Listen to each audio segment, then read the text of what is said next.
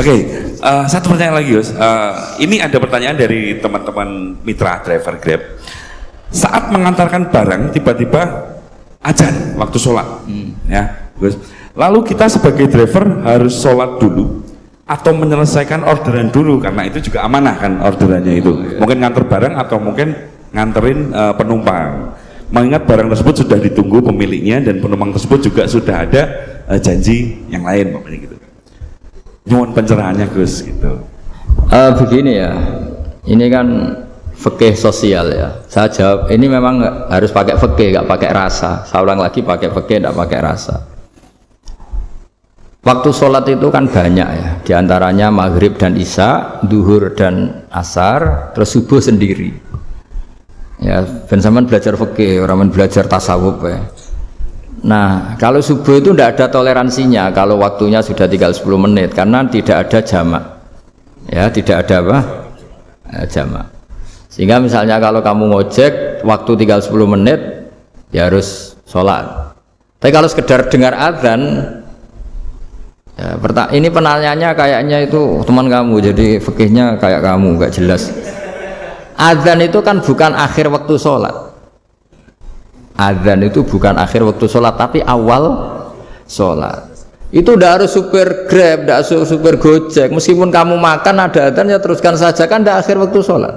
Anda menerima tamu, gendong anak, atau sedang nyupir, atau sedang bercengkrama sama teman. Kalau ada azan ya nggak apa-apa, misalnya diteruskan. Kan bukan akhir waktu sholat. Yang benar-benar harus ditinggalkan itu kalau waktu sholat misalnya tinggal 7 menit. Atau tinggal 8 menit. Waktu yang mau tidak mau kamu harus tasarrufkan, kamu peruntukkan injury time ya, injury time. Nah, gitu aja kok nggak tahu ya. Nah, lalu misalnya, kalau pertanyaan tadi mestinya kelasnya itu kelas afdoliyah. Utamanya gimana? Kalau wajibnya belum ada karena kan waktunya masih panjang. Jadi pertanyaannya bukan wajibnya tapi sebaiknya, karena ini semuanya belum mendesak kan. Andai kan kamu teruskan nganter barang kan tidak ada jaminan waktunya habis. Padahal kalau kamu memaksa sholat, mungkin citra kamu sebagai supir Grab tidak baik karena dianggap mengabaikan konsumen. Nah, terus kedua menyangkut jarak. Oke, seperti itu. Nah, sekarang kalau pertanyaannya dibalik, makanya yang dibalik ini agak ribet. Waktu sholat tinggal 8 menit. Ada konsumen yang minta diantarkan saat itu dan acaranya ke mall happy-happy, maka fatwa kita sebagai ahli fikih ya tantang saja, saya mau sholat dulu, kalau nggak sabar ya silakan cari yang lain kalau acaranya ke mall. Tapi kalau acaranya kelahiran atau transfusi darah atau mau nganterin darah ke pasien yang sudah koma, maka kita langsung, karena ibadah sosial itu didahulukan mengalahkan ibadah yang haknya Allah, karena Allah itu zat yang tidak butuh ibadah kalian. Tapi kalau pasien ini kalau nggak nang kesampaian darahnya mati misalnya, jadi kamarnya Allah lebih apian lah gitu. Makanya masyhur kalau dalam fikih hak Allah sama hak adami ini dimenangkan hak adami, tapi bukan karena Allah kita kalahkan. Allah tidak butuh itu semua gitu. Jadi dikalahkan tapi bukan karena kalah, justru karena tidak butuh. Ya ibarat gini lah, Allah itu saking baiknya Allah kan pasti di atas orang tua kita. Itu pasti ulang lagi, baiknya Allah pasti di atas orang tua kita. Orang tua kita saja baik, apalagi Allah. Misalnya orang tua kamu butuh uang 5.000, adik kamu butuh uang 5.000, adik kamu yang kecil atau ya, kira-kira orang tua kamu itu nyuruh dikasihkan beliau apa adik kamu, kira-kira saja ke adik kamu. Nah, Allah itu saking baiknya, hal yang terkait Allah, misalnya tadi sholat tepat waktu sama ibadah sosial itu disuruh ibadah sosial. Karena ini kalau nggak kesampaian transfusi darahnya atau apalah, atau kamu dokter yang harus mengurus operasi waktunya tinggal 5 menit, kamu harus ngoperasi pasien dulu karena Allah bisa menerima sholat kamu. Nah, tak terangkan lagi, ini fikih terus. Lalu sholat yang apa? Kalau sholat itu antara maghrib dan isya dan nanti yang terlambat itu maghrib, kita ngikuti ulama yang mengatakan jika ada darurat maka maghrib dan isya boleh dijamak meskipun tidak atas nama pergi. Kan jarak kamu kan tidak jarak masafatu qasrin. Artinya apa? Misalnya saya dokter, harus operasi, waktu saya tinggal 8 menit mau maghrib, ternyata harus ada operasi. Kalau saya nggak nangani, mati. Saya harus operasi. Dan nanti waktu saya maghrib habis itu tidak harus dikatakan qadha atau yang mengeluarkan maghrib dari waktunya.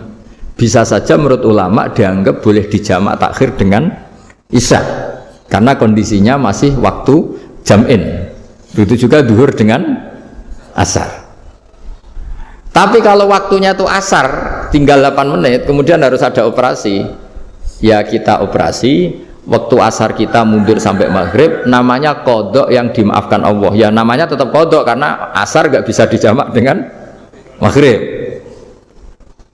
Jadi ini fikih ya, jadi jawabnya harus jelimet. Jadi saya ulang lagi ya, tadi kan pertanyaannya dengar adzan.